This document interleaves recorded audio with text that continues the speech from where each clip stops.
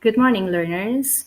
Today, we will be discussing on the meaning of weathering. So, weathering by definition is the breaking down of rocks and minerals and the process by which rocks are changed into gravel, into sand, clay, silt, and soil. Now, we see here a mountain of rocks. These rocks are being changed from year to year due to the different agents of weathering, which are gravity, water, wind, ice, plants, animals, people, and chemical reactions. As we go through the discussion, you will see how these different agents are aiding in weathering of rocks.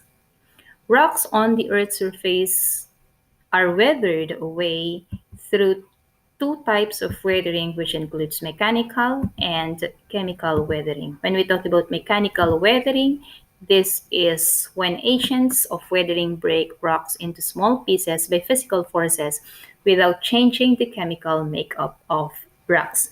So again, it's just physical breaking down of rocks into smaller pieces. Their chemical compositions are not being changed. How does this happen? First, force of gravity. Now, we have learned from previous lessons that gravity pulls down everything towards the surface of the earth, right? So, when there are rocks on elevated areas like the mountain, like the one that's being shown in the picture a while ago, these can be pulled down by the gravity and they will break and roll down. As they roll down to the surface of the earth, they could break into smaller, even smaller pieces, or they could break the pieces of the rocks by which they comes along their way. Also, aside from gravity, the wind could blow off fragments of rocks. It could carry with it not only the wind but also running water on oceans and rivers could carry with it small particles of sand that would scrape away the surfaces of rocks. Running waters on oceans, running water on waves, running water on rivers, I should say, and ocean waves could also move and carry and break rocks into pieces. This process is what we call abrasion. Aside from abrasion, frost wedging also aids in mechanical weathering. What is frost wedging? Look at this. During rain, water could seep in into cracks of rocks. And then when this water freezes, it will expand.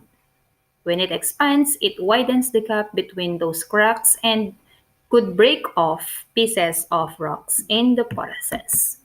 Aside from frost wedging, plants and animals also aid in weathering. Look at this.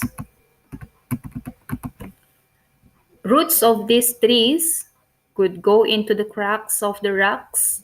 When the trees grow, their roots grow, the cracks in the rocks widen and could break away pieces of rocks. Also, burrowing animals, earthworms, rabbits, rats, they could dig into the rocks and break them. Aside from mechanical weathering, we also have what we call chemical weathering. Chemical weathering is the decomposition of rocks as a result of chemical reaction. When we talk about decomposition, this is the breaking down of rock minerals.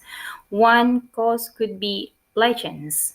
These are plant-like organisms that form crust-like growth on bare rocks, and they release acids so that they could take the minerals from the rocks. These acids would change the composition of the rocks, and it will make it more susceptible to weathering. Aside from decomposition, we also have the oxidation process. As we all know, oxidation is the mixing of oxygen with other substances in the rocks, and if the rock have iron, it could form rust or oxides.